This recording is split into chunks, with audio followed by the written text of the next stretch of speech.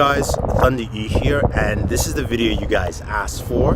Comparing, of course, the Oppo Find X2 Pro and the Galaxy S20 Ultra. Now, shooting with the front-facing cameras here, and it's a windy day, so you're going to see how that actually performs. But we will cover gaming as well. We'll cover battery life, and we'll cover a few other things. So, without wasting any time,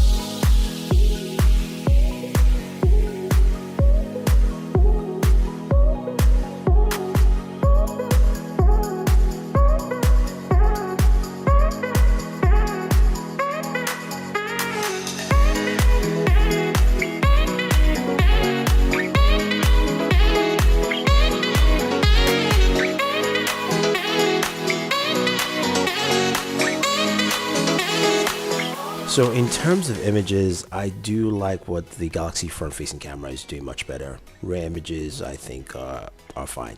But here we're looking at 4K 60 video, and stabilization looks a little bit better on the Galaxy for me, while the Oppo is still really nice. Both of them look really good image quality wise, but the stabilization, you can clearly see the Galaxy has the edge.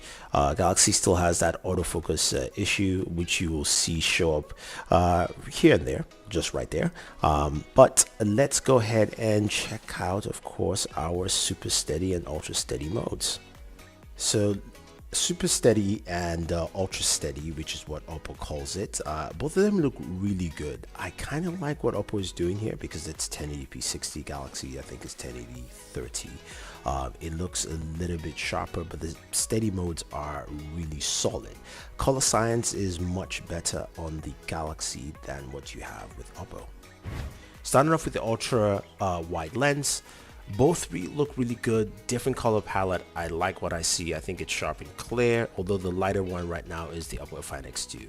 Now the main lens, again, the color palettes are different, but both images look really nice. So I'll say, yeah, they're quite solid here. Now you're going to see some more sharpness when we get to 2x here. This is where the Galaxy S20 Ultra gets a little bit sharper, but again, both images are looking really nice at 2x. Moving over to 5x here, you can see that they're still sharp. The S20 Ultra looks a bit lighter in terms of when you look at the legs of the water tower with the rust, but again, solid images. And at 10x, both of them are still sharp, but again, the brightness is coming more from the S20 Ultra. So I do like both images, but S20 Ultra is just brighter and sharper, which also does, the S20 Ultra does 30x and 100x zoom. Now when we move to nighttime video, it's quite interesting here. You can see clearly the Oppo Find X2 looks brighter and sharper, but the stabilization is not that great. You can also switch lenses though on the Oppo Find X2 between two different zoom lenses, as opposed to the Galaxy S20 Ultra, which has no lens change. You cannot change the lenses here in recording. Now the Galaxy S20 Ultra also is having that autofocus issue, so we'll wait for the update for that. And it's a bit noisier as well. The Find X2 Pro video looks just much sharper to me, but stabilization is just not good here at nighttime 4K 60. Now this is the shot of that street I was walking on, of course taken with the low light camera. You can see the Find X2, the ultra wide, really is brighter right here than the Galaxy S20 Ultra. Now this is another ultra wide image, again showing you how bright the ultra wide is for the Find X2 over the Galaxy S20 Ultra. But the S20 Ultra is sharper. The trees at the back are much sharper than what you would find with the Find X2 Pro. Again, Find X2 Pro has a much brighter image, almost daytime. The S20 Ultra is sharper, there's more contrast, there's more detail in the shots. And then when we move to 2x zoom, you can see that contrast and detail does help the Galaxy S20 Ultra over the Find X2, which now has a kind of a hazy colored look to it. There's no consistency with colors. When we go to 5x zoom, then it gets really hazy here for both cameras. Although the S20 Ultra does look better, a little bit sharper. I can tell the detail with the shrubbery in the rubble of the back. And at 10x zoom, the Find X2 just could not take an image here, while the Galaxy S20 Ultra will still be able to take the image. It's fuzzy, but hey, that's what it is.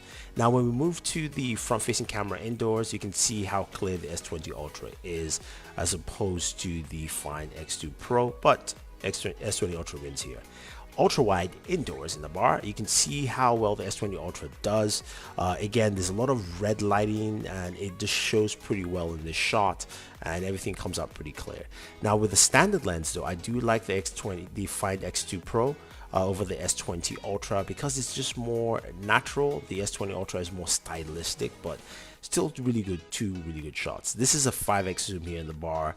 I wanted to do this, and you can see it's just sharper and clearer on the S20 Ultra over the Find X2 Pro. But again, you can still tell the details for both alcohols. Now, this is a shot of my friend Sam. The S20 Ultra is sharper, but I like the look of the Find X2 Pro. It doesn't add a lot of the red on his face. There's more details to him there, but it's a softer image compared to what you have with the S20 Ultra. So let's start off with displays now that we finished cameras. Both of them have lovely displays, QHD and QHD Plus with the Oppo. And that display also is 120 Hz, just like the Galaxy S20 Ultra. But here's the catch though, the Oppo does 120 Hz at QHD Plus, while the Galaxy does 120 Hz at 1080p. So Oppo has an upper hand right there. And that's just something, you can clearly see. Now, when it comes, of course, to brightness of that display, that's something I found quite interesting. The Galaxy is usually a brighter display and is pretty bright, but this year I think Oppo also has the upper hand. Max brightness at 1200 nits. And it shows when you look at the brightness levels, and you also look at the wallpaper, and even going to the browser, checking out the Borderwork homepage, you can see how bright that display is. Now, as I mentioned, of course, 120 Hz, you're thinking about gaming, and both of them perform really well. 240 Hz touch sensing for both devices allows for very fluid motion, and you can feel it. But when it comes to games supporting 120 Hz, Samsung has a few games that do, and Oppo has none at the moment. So things like Shadow Fight and a few other games support 120 Hz, so you're going to see 120 frames per second, and you can see it within the gameplay. While with the Oppo Find X2 Pro, all the games are locked at whatever they are. So if you're playing Call of Duty and things like that, both of them you see 60 frames per second, Fortnite 30, but right now Oppo does not support 120 frames per second for its gaming. Now, you're thinking, okay, you've got that, you're gaming with this device, battery, right? What about battery life? Now, battery life on here is quite interesting. Yes, the Galaxy has a bigger battery, and it shows because you're gonna game at 120 Hz at 1080p. It actually does really, really well. While the Oppo, on the other hand, does drain quite fast because it's got a smaller battery around 4200 milliamps. So you're going to see a lot of drain. And if you're gaming at QHD Plus with the 120 Hz display, then you're going to actually drain really fast. But when you want to top things off, this is where Oppo has another upper hand.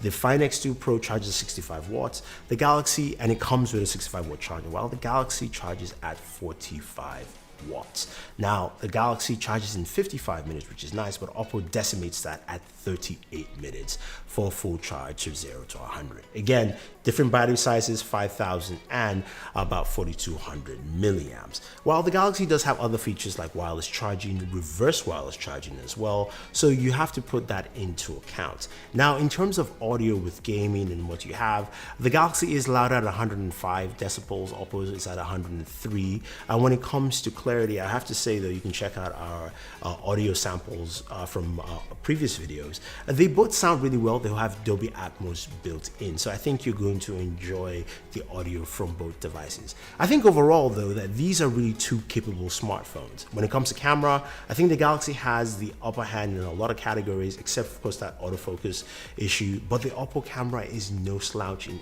any regards, even in low light situations, which the Galaxy is better. But when it comes to the display, Oppo has the better display to me in this position. And they also have this other mode called the Ultra Vision that gives you something, gives you a HDR boost and pumps your videos to 60 frames per second. So if your videos running at 30, it feels a little smoother and faster in terms of the frame rate. So this is a quite interesting battle, and I want you guys to go ahead and tell me who you thought won. And if you have any questions or any comments, let me know, guys. Don't forget to like and share this video, favorite this video, and always enjoy your entertainment.